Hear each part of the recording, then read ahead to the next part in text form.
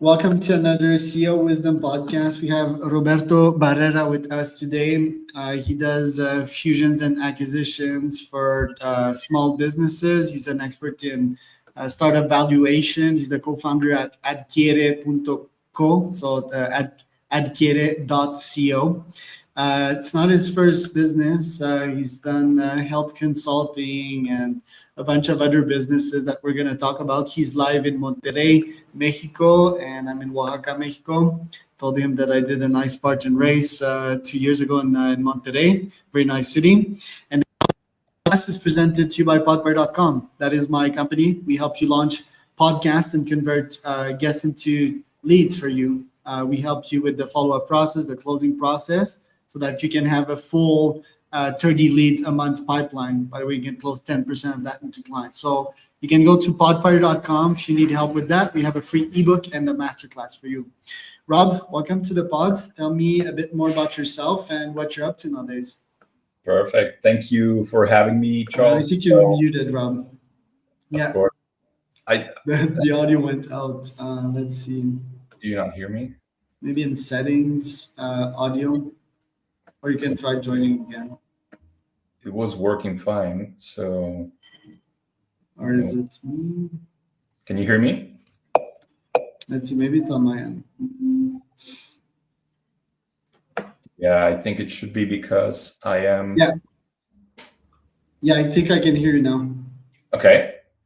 Sorry. Okay, let's go. So thank you for having me, Charles. So I'm based in Monterrey, Mexico. I'm Mexican. I went to school here and spent 1 year then in Chicago in 2004. My business life has been pretty much wrapped around M&A and private equity for the last 10 years. I first started out working for a search fund in 2014 approximately. So there I had my first experience in terms of how to acquire a company, which was pretty eye-opening for me because as a student, you know about different industries and you learn about the world of business, but everything that was going on in terms of buying and selling companies was pretty new to me. So it was really interesting, and I got hooked into that pretty early in my career. So I began learning about finance in my first job in the search fund because my major was in business and IT, so not pretty different from what I'm doing today. So last year, I actually met my co-founders, which were actually one of my clients in my M&A firm that I had earlier in 2020. I opened up a M&A firm. So I met them because they have a business here in Mexico. They work with staffing for software developers in Mexico and the US. And they had some interested parties in acquiring them. So Daniel, who's one of my co-founders, he reached out and he was like, "I know you're into M&A, and we're having some interest from American players. So help us navigate the process and understand how this works." So I began helping them. Long story short, the deal was too small for the American buyers at that time. So we backed out. And at that time, we were like, you know what? There is so much that can be done to make an M&A process more efficient and actually more accessible in terms of money and cost for small businesses, especially in Mexico. So we began exploring a little bit about what the market looked like in terms of M&A advisory, in terms of how small businesses navigate these processes. And we realized that there is really not a clear structure or an efficient player that can actually help these small businesses thrive in an M&A transaction. Why? Because first, M&A advisors in Mexico really look at medium-sized businesses and big businesses. So we're looking at recurring fees of 10K a month, and that's like out of reach for small business. Now, in Mexico alone, there are around 5.5 million businesses. More than 90% of them are micro, small, and medium businesses. So the vast majority of businesses in Mexico actually don't have access to this advisory to navigated process, and they have also other challenges like their information sometimes is not very reliable in terms of financial information, because business owners in Mexico do strategies to reduce their tax payments and such, and then they sometimes have things that happen outside their accounting that are part of the business. So we find that amazingly in more than 90% of businesses that we look at. And I've had the experience to do valuation for more than 100 businesses in Mexico, and I count with hands the amount of businesses that don't have a strategy that makes their financials inaccurate. We also find many business owners that they actually don't even know what their bottom line is. They don't know what their EBITDA looks like. They just, extract cash from the company and dividends, and they don't really look at their financial metrics. So it's somehow cultural. It's somehow part of the tax ecosystem in Mexico, and it's very similar in many countries in LATAM. So we realized that we needed to build something tailored for the Latin American market, where we can have easier connections between buyers and sellers, between investors and companies that need capital to grow. So we made this sort of marketplace that is the basic function of Adquiere.co. So it's a marketplace. We facilitate businesses to list the opportunity of being acquired or getting capital for growth. And on the other hand, we have investors and the buyers that are looking to grow their businesses or invest in specific businesses, right? So we facilitate that connection. And then aside from that, we also are developing tools to make the process more efficient and maybe even automate some steps in the process that can't be automated, right? So that's in a nutshell what Adquiere.co is and what we're working on.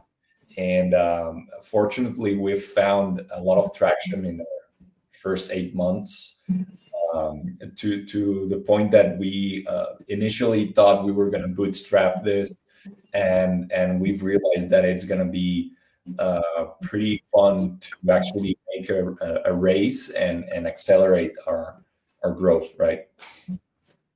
Right. And what type of businesses are interesting to you for Adquiere? And are most of these businesses from Monterrey and La Ciudad de Mexico and Guadalajara, or is it also in La República? So that's a great question, because we do have businesses from different parts of Mexico. Definitely most of them naturally are from Nuevo León, from Mexico City and Guadalajara. Most of them are actually from Nuevo León because that's where we are, and that's our immediate network, right? So we believe that once we actually push the throttle into marketing and going a bit more massive, we're going to begin getting more businesses from all types of states in Mexico and even outside of Mexico. We actually have listed one company from Spain and one company from Chile, because some companies benefit from having Mexican investors or Mexican buyers, There's a lot of relationship between Mexico and Spain. There are many investors in Mexico that are looking at Spain as a destination for their retirement or for their investments. So we believe that quickly we'll be able to identify opportunities with other countries in Latin and Spain. Now, in terms of types of businesses, it's interesting because we have received very different businesses in our platform. The lower end, or in terms of magnitude, are businesses that are maybe getting revenues of $50,000 a year, which is like a really, really small business, almost like a one man show, right? So we closed a transaction. We sold a jewelry store that did 100K a year. It was a very quick and efficient transaction. We were able to find a buyer pretty quickly, and that was fun, and we learned a lot from that small transaction. But at the same time, we're currently doing a transaction for a software company that is a startup that was bootstrapped, and they did amazing the last 3 years, and it's going to be a close to $10 million deal. So we do have like a wide variety of companies, types of business models, and sizes, right? And I believe that we'll realize what works best through time, because currently with the 8 months that we have been operating, it's quite a small amount of time, because M&A transactions take time.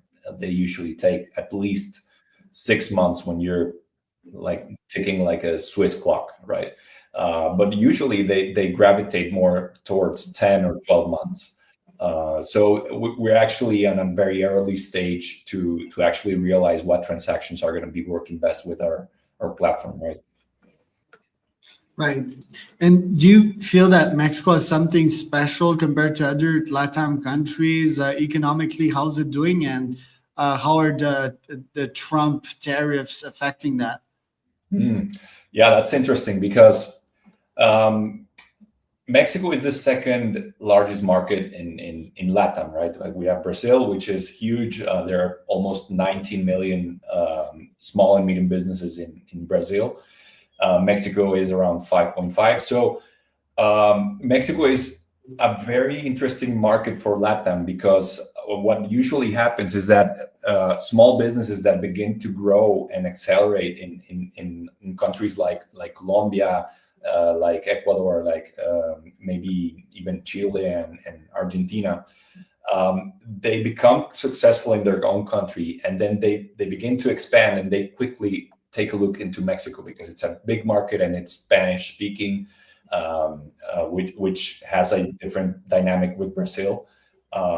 But I think that in terms of culture and in terms of business owner readiness for an M&A process, Mexico is very similar to most countries in Latin. So that's our main user, that's our client, and we believe that we can solve many problems for them throughout the whole continent, and eventually even Brazil, right? Because there's a huge market in Brazil that I believe can be interesting, and the language barrier is there, but there's also many people prepared to do business in English, and it can be overcome, right? Right. And it's interesting because in Mexico and mostly Latam, like what was trendy like 10 or 20 years ago in the US and Canada is just catching up now. And I think like people are just starting to realize they can acquire businesses right in Mexico. So I think it's a potent market. Do you have any competition? What is the alternative out there for people if they want to buy or sell business?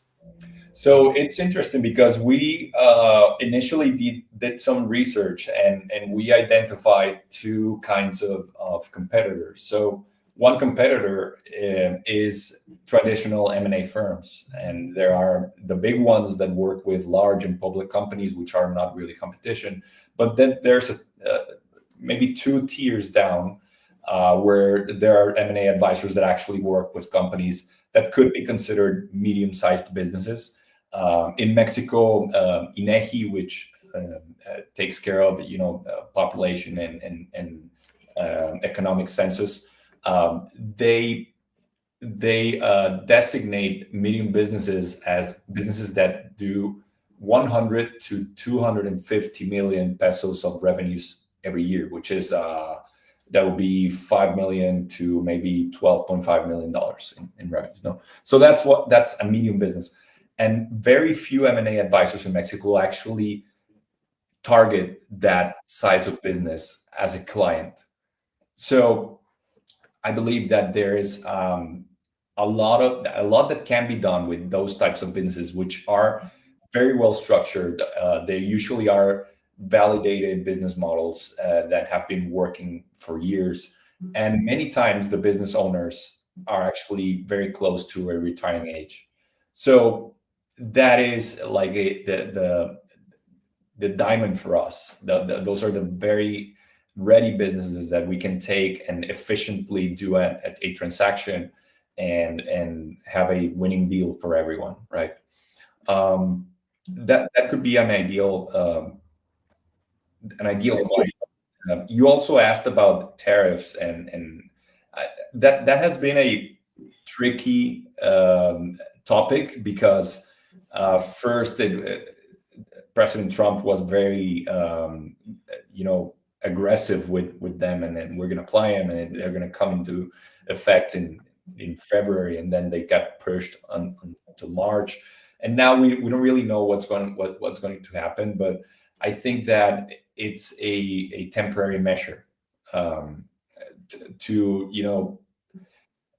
maybe set both countries into alignment in terms of security in the border, in terms of migration, and have the Mexican government comply with some of the requests of the American government. So I think it's going to be a temporary thing, and it will have its impact, of course, like COVID did, but it also opens up opportunities. So eventually it's how savvy you can be to identify those opportunities, right?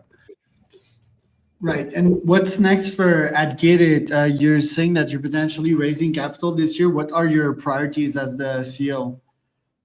Yeah, so I think that raising capital is sort of a strategy for us to go faster and develop these tools that we are so excited to put out there.